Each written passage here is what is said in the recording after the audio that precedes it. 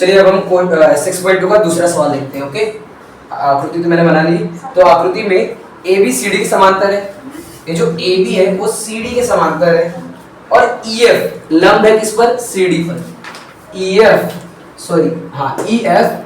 C D पर लंब है, यानी ये 90 बनेगा। फिर लंब मतलब 90 बन गया।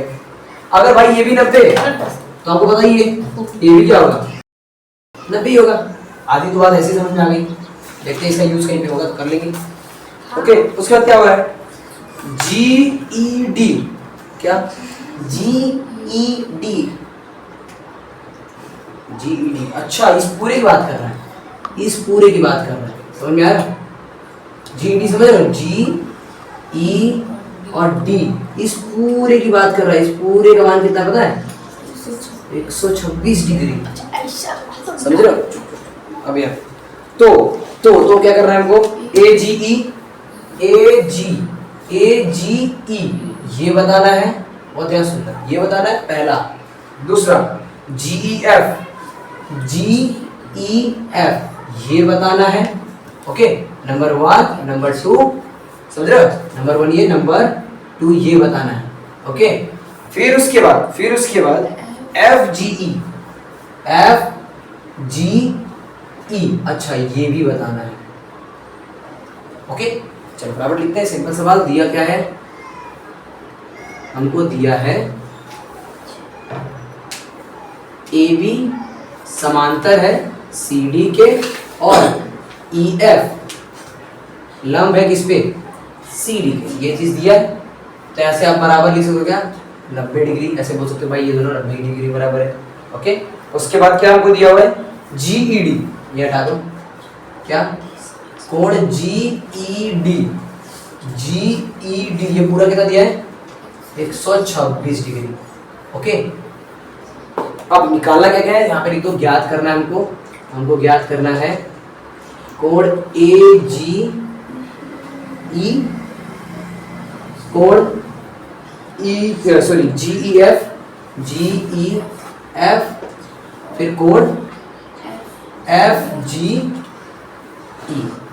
ओके, स्टार्ट करें। सबसे पहले आपको सवाल इधर बोर्ड पे ध्यान दो ना, बोर्ड पे ध्यान दो। आपको पहले आपका जो आकृति हो ना उसमें सारे मान रख दिया करो और जो निकाला है वो सब रख दिया करो, ताकि उधर से आपको समझना स्टार्ट हो जाए। देखो ये पूरा कितना है? 126 के बराबर।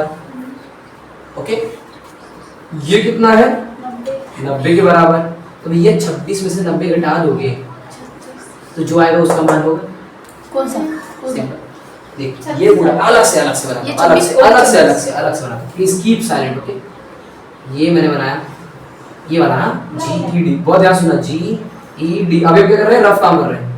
GED ये पूरा कितना है? 126 के।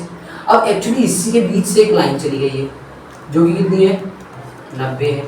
भाई ये अगर 90 मतलब ये भी पूरा क्या होगा? 90 ही होगा। अगर मुझे ये पता करना तो मैं क्या करूँगा?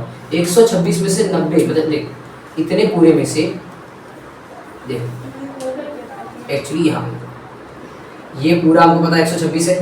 ध्यान सुनना, ये पूरा 126 है, ये पता है 90, तो 126 में से 90 घटा दो तो ये बच जाएगा, यानी हमारा ये आंसर निकल जाएगा। कैसे? 126 में से 90 घटा दो कितना आ रहा है? 126 में से 90। ओके, तो कितना बचा? 6 में से यहाँ पे 6 बच गया, 12 में से 9, 10, 11, 12 कितना हो गया? 36। तो कितना आ जाएगा? ये 36 के बराबर आ जाएगा ये मान। अभी मैं मिटा देता हूँ। ओके, बस अभी मैं लिख देता हूँ ऐसे कि हाँ मुझे पता चले कि ये 36 है। ओके, तो ये हो गया कितना? 36 मार्क। अब अगला मुझे बता रहा था ये और ये।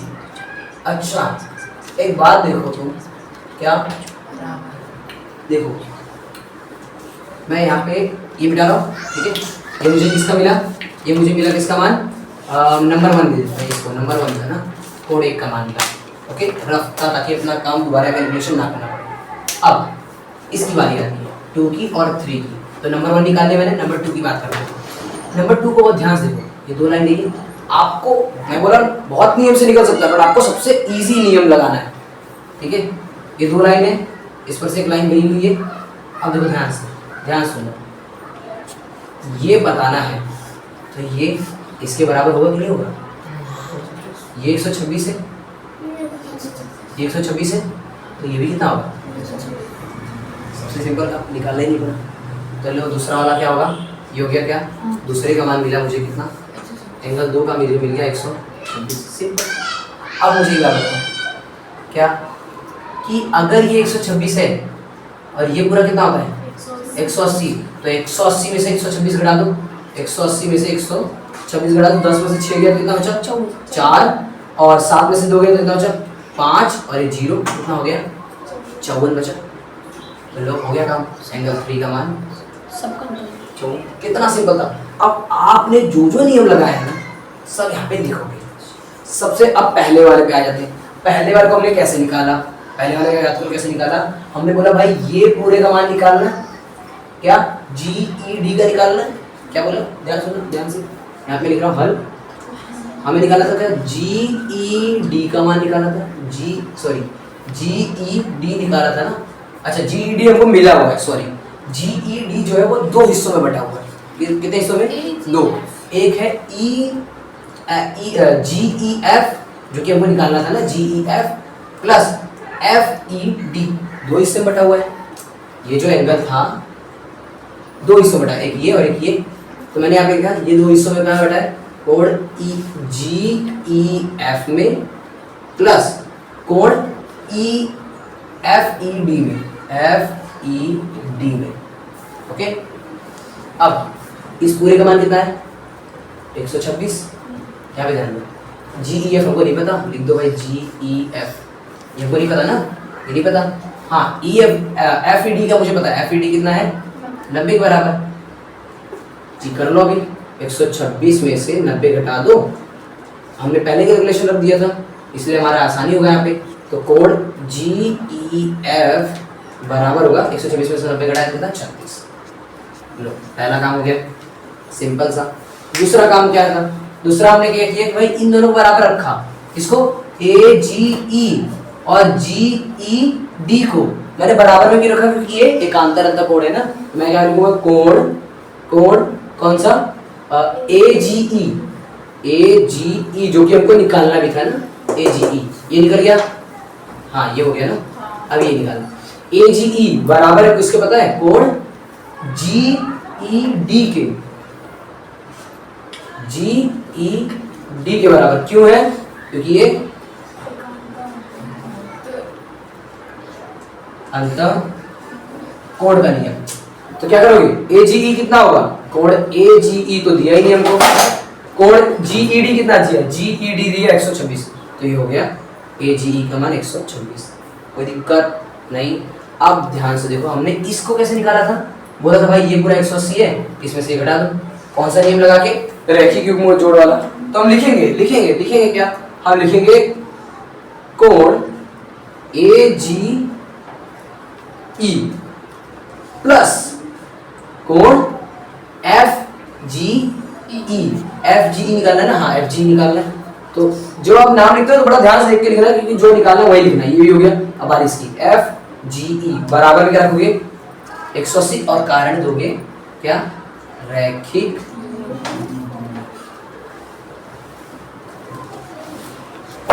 हो गया। तो भैया मुझे AGE तो अभी मिल गया कितना? 126। ये तो मुझे मिला ही नहीं, FGE। और ये रखा हुआ कितना? 180 बराबर। तो ये क्या करूंगा? FGE बराबर क्या रख दूंगा मैं? 180 माइनस 126, जो कि मैंने अभी पहले निकाल लिया था। कितना? 54 आएगा। तो FGE कोण जो है वो कितना है? 54। क्या मेरा तीनों निकालना हो गया? हो गया पहला वाला, हो गया दूसरा वाला, ये हो गया तीसरा वाला। ये था एकदम सिंपल क्वेश्चन। अब बढ़ते हैं आगे क्वेश्चन की तरफ।